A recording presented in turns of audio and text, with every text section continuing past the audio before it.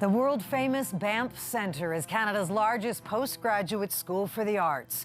Good evening and happy Thanksgiving from a campus founded in 1933 as a place to inspire people during the Great Depression. Albertans today know all about tough economic times, and there's both anxiety and anger here. 34 days into this campaign, and not a single federal leader has made this province a priority, visiting only once, twice, or not at all, even though industries like energy, agriculture, and tourism bring in the money.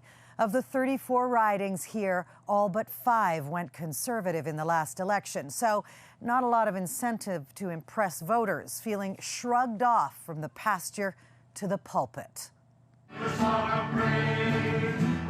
Thanksgiving service inside the Nanton Church of Christ, where church and state are hand in glove. We pray for the election there. Encouraging parishioners to vote is part of the message for Pastor Jeff Enfield. Change the nation. Families here who survive on oil and agriculture have been hit hard. I think that there are times we hear people say, what about our voice? Faith, a week before Election Day, is giving way to frustration. I think this one election, more than any of them, is going to decide the future of our country. And right now, Alberta could use better leadership. Andrew Scheer just, he looks too nice. So how do you vote then when none of the leaders interest Well, you? you have to vote with your heart. And so I vote Conservative. Yeah. I'm Albertan. Everybody votes Conservatives in Alberta.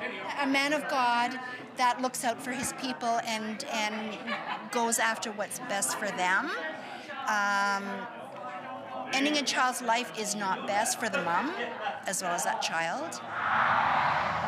Traditional values in this community of 2,000 run as deep as the oil under the inactive wells that dot the landscape, and as wide as the terrain wrapped in the Alberta foothills, where Bob Lowe's feedlot is feeling hemmed in by international markets drying up. One of our asks to government is help us with market diversification. What does that look like? The more markets we have, the better. The more places we can send a cow, the more profitable she is. The ask, however, goes unanswered by any federal party. Not a word. It's amazing to me that, well, the second biggest industry in Alberta, and we don't hear a word about it. And the #1 priority of the globe for the next 30 years is producing food. But we have not heard one word about agriculture in this, or at least I haven't, in this election. Barely a word about China's debilitating ban on Canadian beef, pork, and canola, carving a deep red line right to the grocery store. 3% of the population in Canada is involved in agriculture, but the other 97% better be worried about it. I mean, that's where their food is. It's as bread and butter as hockey. On the sidelines of the Thanksgiving Day tournament, the arena turns political. There's a lot of people that work in the oil field from these towns, so a lot of them have lost their jobs. Basically, all the big companies are pulling out because of the frustration, because of the pipelines and so on. I want to see things sped up. Like, there's people that are losing their houses and, you know, they're defaulting on their mortgages and they can't wait any longer. Lee Williams is looking for solidarity from Canadians in the East. We're the same here as they are in Quebec and Ontario. You talk to, we got a lot of the same beliefs and values. You look at the hockey rink, how they show up in Ontario or Quebec the same as we do anywhere else. And that's where we got to get together, and that's, you know, where we can get along that way. There's a lot of common values that we have with the East. So I think we need to communicate with them more than anything. Skate, Dixie! Instead, overall, Albertans feel ignored, caught in the middle.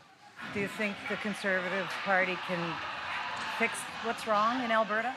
I don't know. I think it's going to take a lot to, you know, try and balance. It just seems like provinces are at war with each other, like even coming down to, like, say, the craft beer, and we're fighting with BC and trying to, like, and then, you know, the other day I see this commercial with Trudeau, and it's totally geared to BC. I think the Alberta economy is not dependent on a conservative or liberal government. It's dependent on diversifying our sector in a way that mitigates climate change to allow us to be a global partner.